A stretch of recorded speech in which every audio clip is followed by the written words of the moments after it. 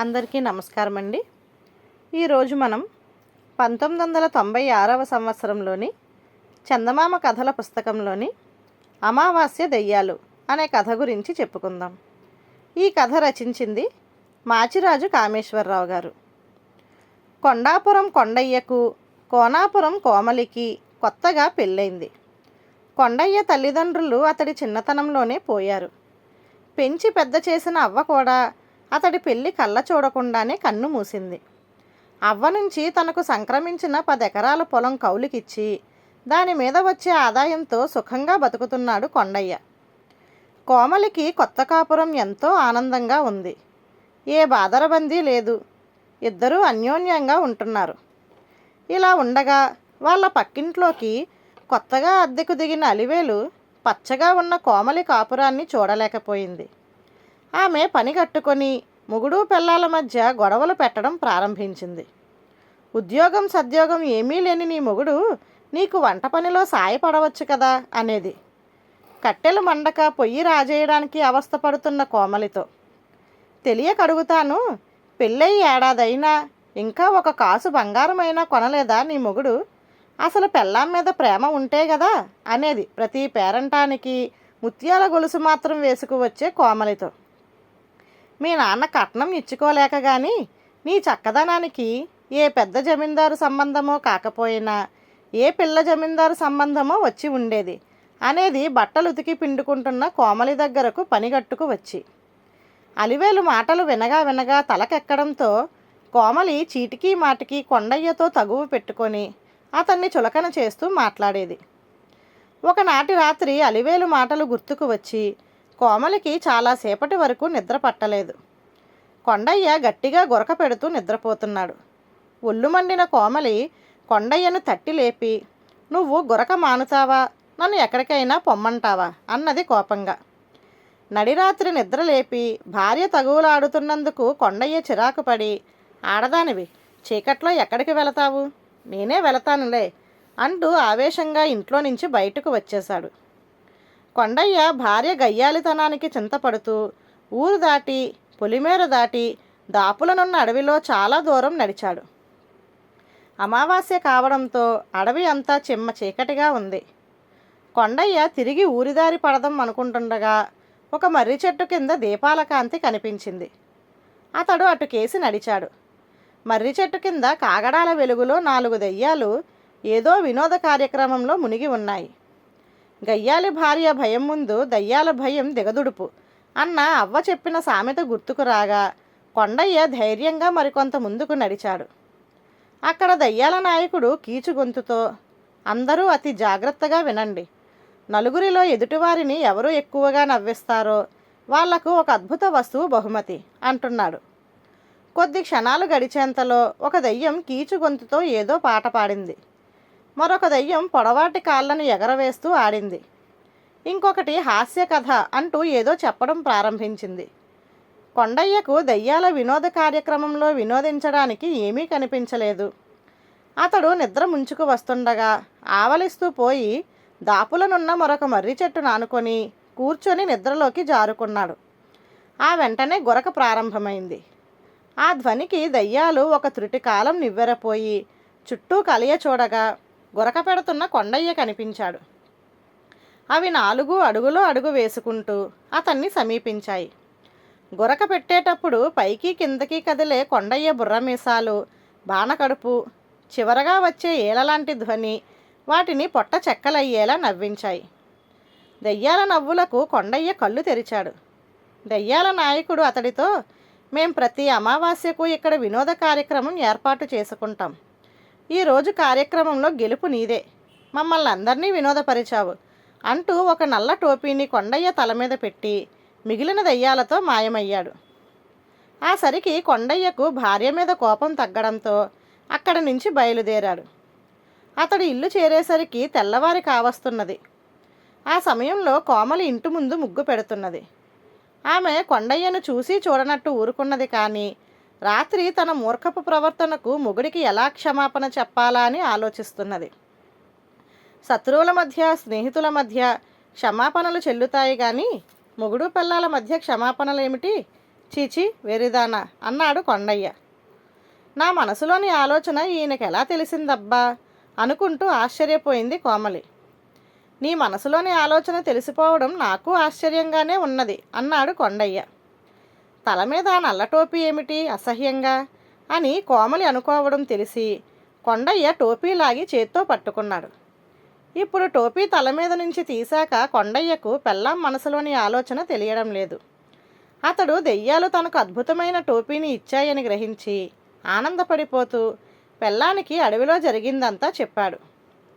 కోమలి కొంచెం సేపు ఆలోచించి కొండయ్యతో, చూడు, ఇటువంటి అద్భుతమైన టోపీ మనకెందుకు, రాజుగారికి కానుకగా ఇచ్చిరా.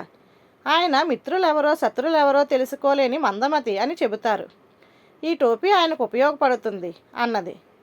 ఆహా కోమలి, నీకున్న రాజభక్తిలో ఒక్క పాలు రాజ్యంలో ఉన్న వాళ్ళందరికీ ఉంటే రాజుగారికి రక్షకభటుల గూఢాచారులకిచ్చే జీతభత్యాల ఖర్చు మిగిలేది అంటూ భార్యను మెచ్చుకొని అప్పటికప్పుడే బయలుదేరి రాజధాని చేరి రాజుగారిని కలుసుకొని నల్లటోపీ మహిమ గురించి చెప్పి దాన్ని ఆయనకు కానుకగా ఇచ్చి వెనుదిరిగి వెళ్ళబోయాడు. రాజు కొండయ్యను ఆగమని భుజం తట్టి, కొండయ్య, నీ రాజభక్తి అమోఘం, నీ కానుక విలువలేనిది, నా నుంచి బహుమానం తీసుకోకుండా వెళ్ళడం సరికాదు అని అప్పటికప్పుడు కోశాధికారిని పిలిపించి కొండయ్యకు ఒక సంచి నిండుగా బంగారు కాసులు ఇప్పించాడు.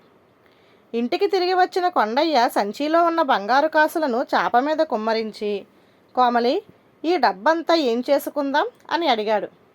దానికి కోమలి చిన్నగా నవ్వి, అప్పట్లో చెడనుకున్న నీ గురక మనకు మేలే చేసింది, ఇక దాని అవసరం లేదు. వ్యాపార మర్మాలెరిగిన స్నేహితులను సంప్రదించి ఏదైనా వ్యాపారం మొదలుపెట్టు. అలా ఏదో ఒక పనిలో పడితే బాణపొట్ట గురక రెండూ మటుమాయం కాగలవు అన్నది. కొండయ్యకు భార్య సలహా బాగా నచ్చింది. ఈ లోపల నెల క్రితం చెల్లెలి పెళ్ళికని తమ ఊరు వెళ్ళిన అలివేలు తిరిగి వచ్చి కోమలి వాళ్ళ దశ తిరిగిపోవడం చూసి నిర్ఘాంతపోయింది. ఆమె కోమలిని మాటల్లో దింపి అమావాస్య దెయ్యాల రహస్యం రాబట్టింది.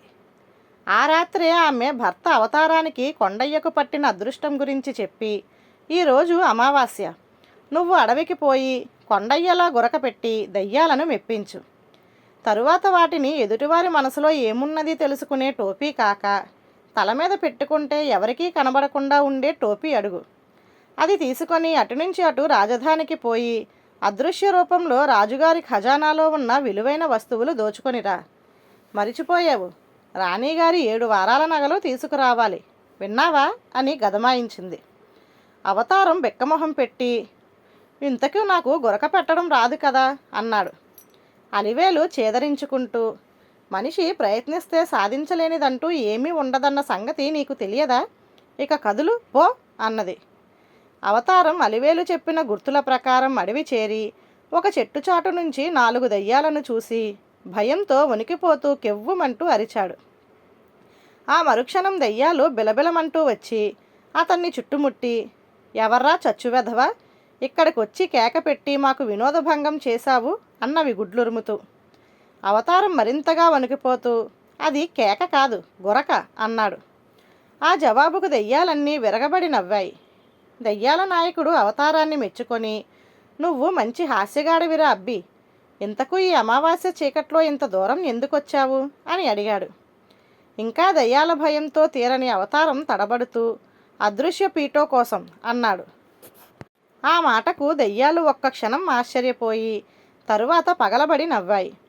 వాటి నాయకుడు అవతారం వీపు తట్టుతూ, ఓహో, ఏమి వాక్చాతుర్యం, నువ్వు పుట్టు హాస్యగాడివిరా మనిషి, ఇంతకు నీకు పీటో అంటే ఏమిటి అని అడిగాడు. ఆ సరికి దయ్యాల భయం పోయిన అవతారం, టోపీ, అదృశ్య టోపీ అన్నాడు. అదా సంగతి, ఇదిగో అంటూ దయ్యాల నాయకుడు గాలిలో చేయి ఊపి చేతికి వచ్చిన ఒక తెల్ల టోపీని అవతారం నెత్తిన పెట్టి, అరే మనిషి, మాకు 2 అమావాస్యలకు సరిపోయేంత వినోదం కలిగించావు కనుక ఆ పై అమావాస్యకు ఇక్కడికి రా అంటూ మిగిలిన 3 దయ్యాలతో గుడ్లగోబగా మారి గాలిలోకి ఎగిరిపోయాడు. అవతారం అదృశ్య టోపీతో ఉత్సాహంగా అక్కడి నుంచి బయలుదేరి తెల్లవారుజాము వేళకు రాజుగారి కోట చేరాడు. అతడు టోపీ ప్రభావం వల్ల కాపలాదారుల ముందు ఉంచే నడిచిపోయి రాజుగారి ఖజానాలో ప్రవేశించి అక్కడున్న రత్నాలు, మనులు, బంగారు కాసులు ఒక గోనె సంచిలో వేసి భుజాన వేసుకొని రాజాంతఃపురం చేరాడు. అక్కడ రాజు రాణి చెరొక మంచంపై పడుకొని ఉన్నారు. గదిలో ఒక మూలగా ఉన్న దంతపు బల్ల మీద రాణిగారి 7 వారాల నగలు, రాజుగారి కిరీటం ఉన్నవి. అవతారం నగలను సంచిలో వేసుకొని బయలుదేరబోతూ, అలివేలు తెలివితేటల వల్ల ఇంత ధనం దొరికింది, దానికి రాణిగారి నగలున్నప్పుడు నాకు నెత్తిన కిరీటం లేకపోవడం వెలితిగా ఉంటుంది అనుకొని కిరీటం తీసుకొని అదృశ్య టోపీ మీద అదిమి పెట్టి టీవీగా నడుస్తూ బయటకు వచ్చాడు. అయితే అలవాటు లేకపోవడంతో అతడికి నెత్తి మీద కొండంత బరువుగా ఉన్నట్టు తోచి కోట ద్వారాన్ని దాటే ముందు కిరీటాన్ని తీసి చేత్తో పట్టుకొని నడవసాగాడు. అతడు కోట ద్వారాన్ని దాటుతూ ఉండగా కాపలా భటులు చూసి, ఒరే, ఎంత ధైర్యం నీకు, రాజుగారి కిరీటాన్ని దొంగిలించుకుపోతున్నావా అంటూ పట్టుకొని పెడరెక్కలు విరిచికట్టి రాజుగారి దగ్గరకు లాక్కుపోయారు. అవతారం నిలువెల్లా కంపించిపోతూ తను కిరీటాన్ని తల మీద నుంచి తీసినప్పుడు దానితో పాటు అదృశ్య టోపీ కూడా బయటకు వచ్చిందని గ్రహించి బావురుమంటూ మనసులో భార్య అలివేలును శాపనార్థాలు పెట్టసాగాడు. రాజు అవతారం వాలకం చూసి అతడంత దుస్సాహసం చేయడానికి కారకులెవరో ఉంటారని ఊహించి కొండయ్య కానుకగా ఇచ్చిన నల్ల టోపీని తల మీద పెట్టుకున్నాడు. ఆయనకు అవతారం భార్యను పెడుతున్న శాపనార్థాలు తెలిసిపోయాయి. రాజు వెంటనే భటులను పంపి అలివేలును తన సమక్షానికి రప్పించి గట్టిగా ప్రశ్నించిన మీదట ఆమె దురాశ, ఓర్చలేనితనం బయటపడింది. రాజు ఆ భార్యాభర్తలిద్దరినీ అప్పటికప్పుడు కట్టుబట్టలతో రాజ్యం వదిలిపోవలసిందిగా ఆజ్ఞాపించాడు. ఈ సంగతి తెలిసాగా కోమలి కొండయ్యతో, ఆ అమావాస్య దెయ్యాల పుణ్యాన మన కాపురం చక్కబడింది. అలివేలు నీ మీద అవి ఇవి కల్పించి చెప్పి నా మనసు పాడు చేస్తూ ఉండేది అన్నది. కొండయ్య తాపీగా తలాడించి, చూడు కోమలి, అడ్డమైన వాళ్ళందరూ చెప్పే మాటలు నమ్మే అవివేకం అనే దయ్యాలు మనలో ఉన్నంతకాలం అలివేలు కాకపోతే మరొక ఆండాలు చాడీలు చెబుతుంది. నీ జాగ్రత్తలో నువ్వు ఉండాలి, తెలిసిందా అన్నాడు. కోమలి సరేనంటూ ముసిముసి నవ్వులు నవ్వింది. ధన్యవాదాలు.